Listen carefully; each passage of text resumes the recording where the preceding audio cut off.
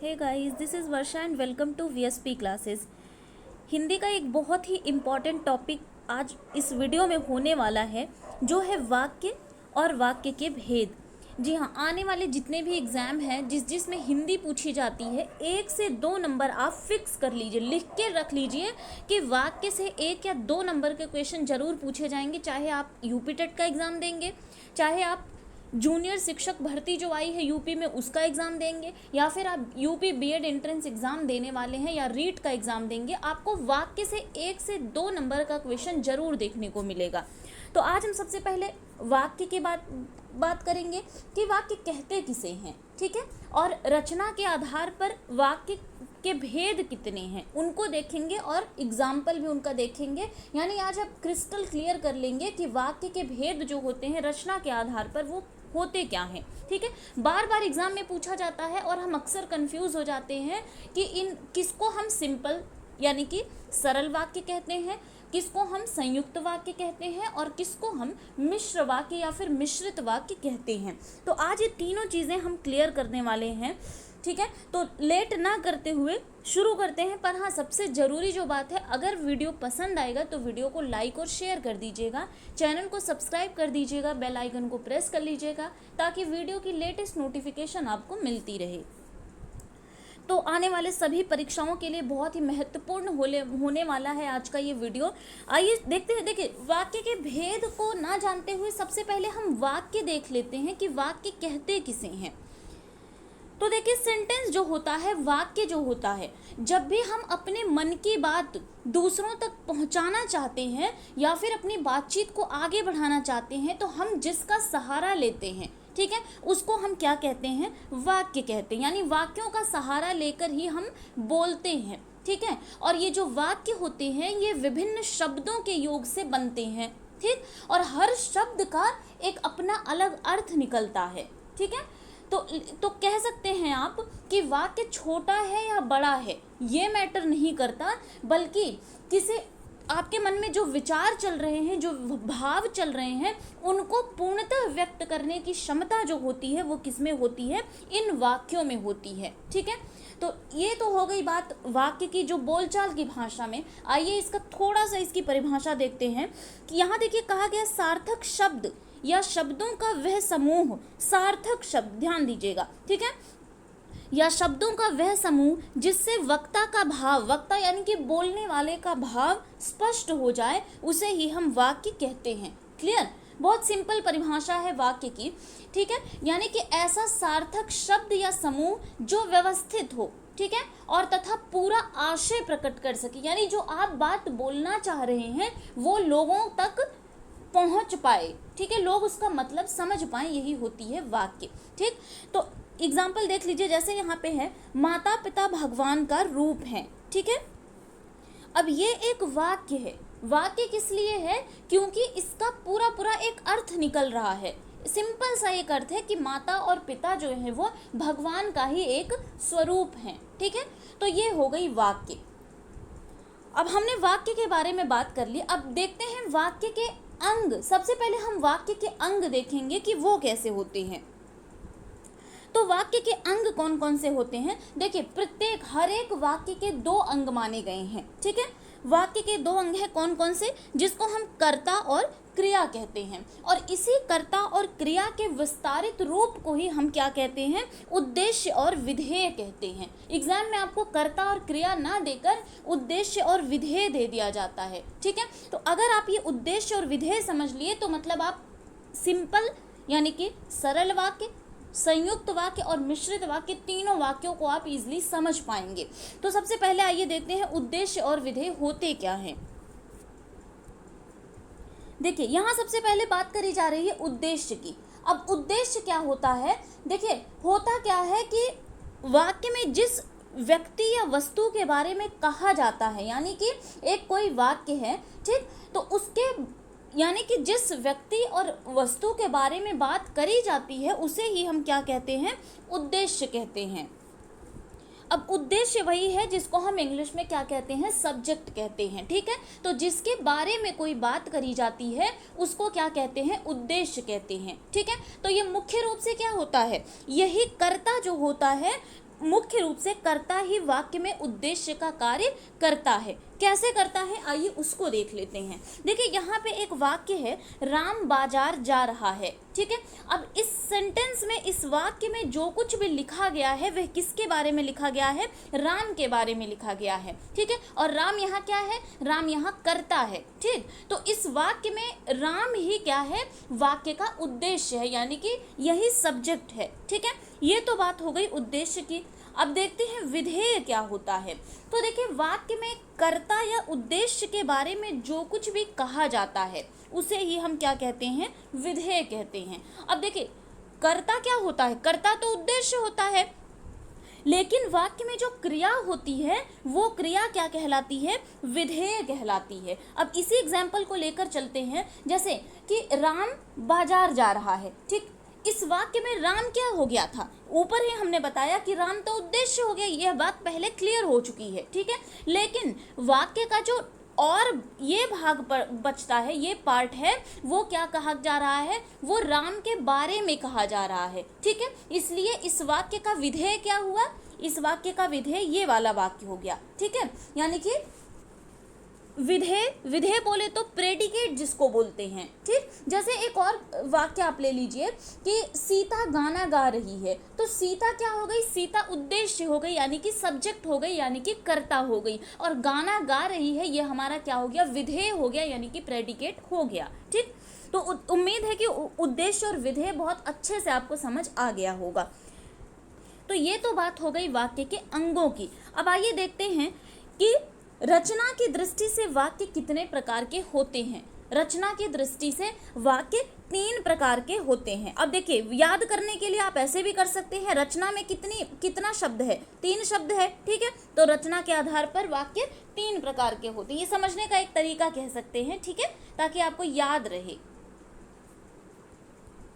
जबकि अर्थ के आधार पर अगर पूछ लिया जाए तो वाक्य के 8 प्रकार होते हैं, ठीक है। आइए तो देखिए 3 प्रकार कौन कौन से हैं। सबसे पहले है सरल वाक्य, संयुक्त वाक्य और मिश्रित वाक्य। तो हमने क्या क्या पढ़ा, वाक्य किसे कहते हैं, ठीक है, और वाक्य के अंग कौन कौन से हैं, यानी कि उद्देश्य और विधेय के बारे में हमने देख लिया। आगे हम एक एक करके बात करेंगे। सरल वाक्य किसे कहते हैं, इसकी परिभाषा क्या है, संयुक्त वाक्य और मिश्रित वाक्य यानी कि मिश्र वाक्य। तो सबसे पहले हम बात करेंगे सरल वाक्य यानी कि सिंपल सेंटेंस क्या होता है इसके बारे में। तो इसका सिंपल सा डेफिनेशन यानी कि परिभाषा जो होती है वो ये होती है कि जिस वाक्य में केवल एक उद्देश्य और एक विधेय हो। उद्देश्य और विधेय आपको क्लियर है कि क्या होता है, पीछे अभी हमने बात करी थी। तो जिन वाक्य में एक उद्देश्य और एक विधेय हो उसे ही सरल वाक्य यानी सिंपल सेंटेंस कहते हैं, ठीक है।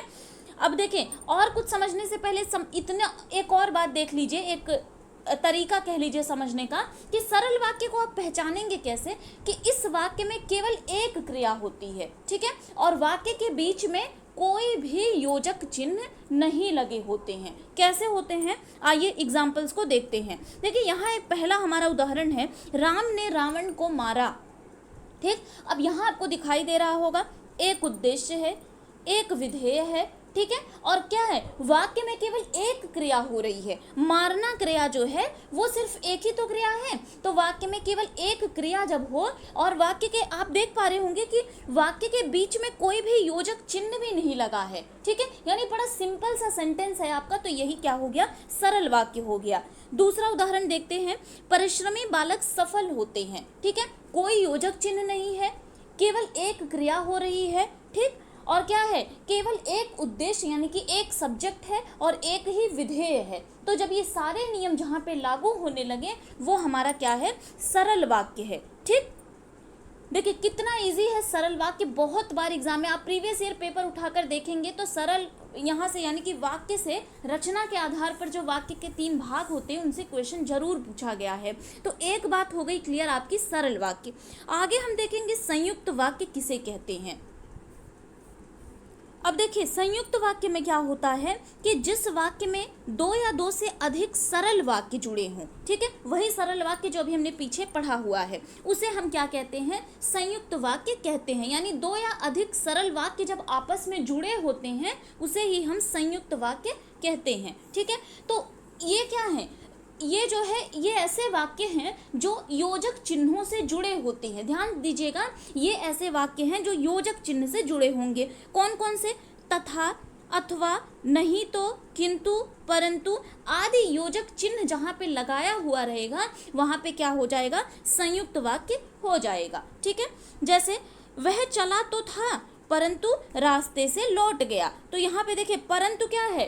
परंतु एक योजक चिन्ह के रूप में ये लगा हुआ है। ठीक है, जैसे सूर्योदय हुआ और कुहासा जाता रहा। ठीक है, वह अमीर है फिर भी सुखी नहीं है। ठीक है, तो यहाँ पे देखिए ये जितने भी योजक चिन्हों से जो जुड़े होते हैं और दो या दो से अधिक सरल वाक्य जिस वाक्य में होते हैं वही हमारा क्या कहलाता है? संयुक्त वाक्य कहलाता है। ठीक है, राहुल ने काम किया और वह अपने घर चला गया। तो और हमें योजक चिन्ह और भी लग गया। ठीक है, ये और जो है योजक चिन्ह है। ठीक, तो यानी कि ये देखिए एग्जाम्पल आपने देख लिया, ये योजक चिन्हों से जुड़े भी हैं। ठीक है, और दो या दो से अधिक सरल वाक्य जो होते हैं आपस में इसमें जुड़े होते हैं और इसे ही हम क्या कहते हैं? संयुक्त वाक्य कहते हैं। जैसे पुस्तक खो गई थी परंतु मुझे मिल गई। ठीक है, तो परंतु यहाँ पे योजक चिन्ह के रूप में आ गया है। ठीक है, तो ये बात हो गई संयुक्त वाक्य की। अब हम लास्ट में चर्चा करेंगे मिश्र वाक्य क्या होते हैं।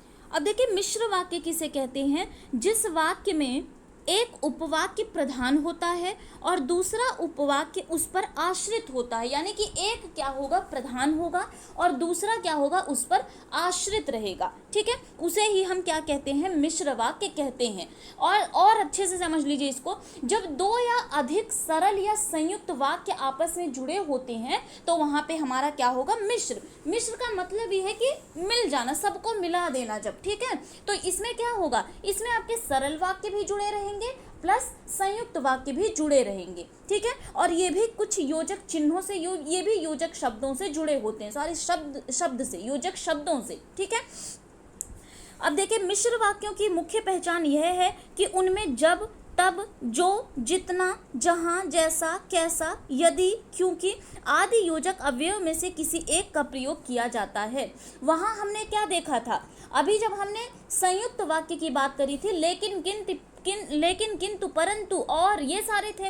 और यहाँ पे आपको दिख रहा होगा कि यहाँ पे जब, तब, जो, जितना, उतना, अगर, वैसा, जैसा, ये सारे योजक जो है शब्द मिलेंगे आपको। ठीक है, जैसे आइए उदाहरण देखते हैं। यदि तुम जाओगे तो हम भी चलेंगे। तो यहाँ पे तो जो है वो योजक शब्दों के रूप में प्रयुक्त हुआ है। ठीक है, तो ये देखिए यहाँ सरल वाक्य भी है और संयुक्त वाक्य भी है। ठीक है, और दोनों को मिला दिया गया है तो ये कौन सा वाक्य हो गया? मिश्र वाक्य बन गया। जैसे वह जगह कहाँ है जहाँ मैं बैठ जाऊं। ठीक है, जहाँ, कहाँ, ये दोनों वाक्य आ गए। ठीक है, तो ये क्या हो गया? जैसे बहुत फेमस एग्जांपल आप देख लीजिए, जैसा बोओगे वैसा काटोगे। ठीक है, ये जो है मिश्र वाक्य का ही उदाहरण है। जब मैं घर से निकला तब वर्षा हो रही थी। ठीक है, तो देखिए यहाँ पे क्या आ गया? जब और तब। ठीक है, तो ये कौन सा वाक्य हो गया? ये भी मिश्र वाक्य के अंतर्गत आ गया। तो ये कुछ बात हो गई मिश्र वाक्य की। ठीक है, तो उम्मीद करती हूँ कि अब से आपको सरल, संयुक्त और मिश्र इन तीनों वाक्यों में कोई गलती नहीं होगी। ठीक है, एक बार फिर से देख लेते हैं। देखिए सरल वाक्य आपका सबसे सरल है क्योंकि ये सरल है। इसमें सिर्फ और सिर्फ क्या होगी? एक ही क्रिया होगी। ठीक, और वाक्यों के बीच में कोई भी योजक चिन्ह लगा नहीं रहेगा। ठीक, चिड़िया, जैसे हमने बोल दिया चिड़िया उड़ती है। ठीक, यहाँ उड़ने का सिर्फ एक ही कार्य हो रहा है और कोई योजक शब्द यहाँ पे नहीं लगा हुआ है। ठीक है, ये तो बात हो गई सरल वाक्य की। ठीक, तो देखिए कितना इजी है। संयुक्त वाक्य की अगर बात करें तो ये क्या होते हैं? दो या दो से अधिक सरल वाक्यों से जुड़े होते हैं और योजक शब्द इसमें जो रहते हैं लेकिन, किंतु, परंतु, और, अथवा, इसलिए, ये सारे योजक चिन्ह जुड़े होते हैं। ठीक है, और मिश्र वाक्य में क्या होता है कि इसमें क्या होता है कि सब कुछ मिला दिया जाता है। मिला दिया जाता है मतलब यहाँ आपको सरल वाक्य भी देखने को मिलेंगे और संयुक्त वाक्य भी देखने को मिल जाएंगे। और इसका जो है योजक शब्द जो इसके होते हैं, जो, जब, तब, जितना, उतना, यानी कि एक दूसरे से मिलते हुए रहेंगे, जहाँ, तहाँ, जैसा, वैसा। ठीक है, तो ये हो गए मिश्र वाक्य। क्लियर? तो ये बात कर ली हमने आज।